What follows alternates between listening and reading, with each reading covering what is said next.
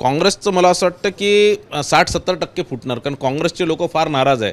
नाना पटोलेच्या या वागणुकीमुळे काँग्रेस पक्ष नाराज आहे. कुठेतरी काँग्रेस पक्षामध्ये जे बहुसंख्यक जे उमेदवार आहेत ते दलित समाजाचे असल्यामुळे कुठेतरी आपल्यावर अन्याय झालेला आहे, ही भावना त्यांच्यामध्ये आहे. काँग्रेस ही दलित विरोधी असून भंडाऱ्यामध्ये काँग्रेसने अधिकृत उमेदवाराला माघार घ्यावी लागली अशा प्रकारचा गंभीर आरोप भाजपचे आमदार परिणय फुके यांनी केलेला आहे. काय आहे तुमच्या आरोपाचं कारण, काय त्यात काय तथ्य वाटतं तुम्हाला?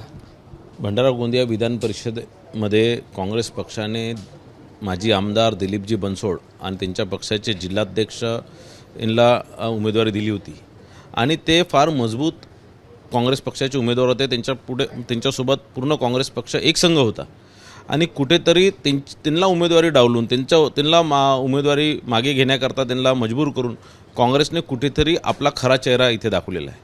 भंडारा जिल्ह्याचा इतिहास आहे की तिथे परमपूजन डॉक्टर बाबासाहेब आंबेडकर ज्यावेळेस उमेदवार होते त्यावेळेस षडयंत्र करून त्यांना पाडण्याचं काम काँग्रेस पक्षाने केलं आणि तेच परत षडयंत्र आज दिलीप बनसोड यांच्या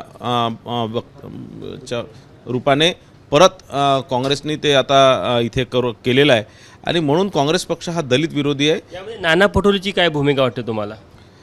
भंडारा जिल्ह्यामध्ये आणि गोंदिया जिल्ह्यामध्ये दोन्ही जे जिल्ह्याचे अध्यक्ष आहे हे काँग्रेस पक्षाने यांच्या विरोधातले किंवा यांच्या ऐकण्यातले नसलेले लोकांना केलेलं आहे आणि कुठेतरी पक्षसृष्टीवर ते नाराज आहे. कुठेतरी हर्षवर्धन सपकाळच्या विरोधात त्यांनी हे षडयंत्र असलं आणि म्हणून काँग्रेसचे अधिकृत उमेदवाराला डावलून त्यांनी राष्ट्रवादी काँग्रेस अजित पवार गटाच्या एका जिल्हा परिषद सदस्याला एक भूमाफियाला एक रेती माफियाला समर्थन देण्याचं काम त्यांनी केलेलं आहे. काय म्हणजे कुठेतरी नाना पटोले यांची भूमिका पूर्ण संशयास्पद आहे. निश्चितच काँग्रेस पक्षामध्ये ही चर्चा आहे. काल ज्यावेळेस या प्रकारचं त्यांनी विड्रॉ केलं त्यावेळेस गोपाल अग्रवाल जी असतील किंवा दिलीप बनसोड जी असतील किंवा यांचे जे समर्थक असतील यांनी नाना पटोले कुठेतरी संशयास्पद वागत आहे, कुठेतरी आणखीन कोणासोबत हातमिळवणी करून करत आहे किंवा मला असं वाटतं एक चर्चा अशी आहे की ते हर्षवर्धन सपकाळांना ते अध्यक्षपदावरून काढण्याचं त्यांचं एक षडयंत्र आहे आणि म्हणून त्यांनी हर्षवर्धन सपकाळची सुपारी घेतली आहे अशी चर्चा काँग्रेस वर्तुळात आहे. काल अनेक लोकांच्या या संदर्भात मला फोनसुद्धा आले.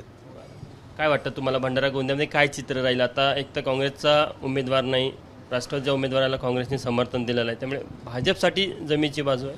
मला काल या प्रकारचं कृत्य नाना पटोलेजींच्या माध्यमातून झालं. एक चांगले नेते दिलीप बनसोडांना ज्यावेळेस विड्रॉ करायला लावलं त्यानंतर अनेक काँग्रेसच्या जिल्हा परिषद सदस्य आणि नगरसेवकांचे मला फोन आले की आम्ही यावेळेस, कारण काँग्रेसने यावेळेस अपक्षाला आणि एक राष्ट्रवादी काँग्रेस शरद पवार गटाच्या एका व्यक्तीला समर्थन दिलेलं आहे, कुठेतरी काँग्रेसच्याच उमेदवारावरती अन्याय केलेला आहे, दलित विरोधी ज्या प्रकारे काँग्रेसचा चेहरा पुढे आलेला आहे, तर आम्ही सगळे यावेळेस भारतीय जनता पार्टीचे उमेदवार अविनाश ब्राह्मणकरला मतदान देऊ असं अनेक लोकांनी मला सांगितलं आहे. आणि मला असं वाटतं की आता 457 पैकी जवळपास 400 मतं हे भारतीय जनता पार्टीला मिळणार. किती काँग्रेसची मतं फुटेल असं वाटतं तुम्हाला?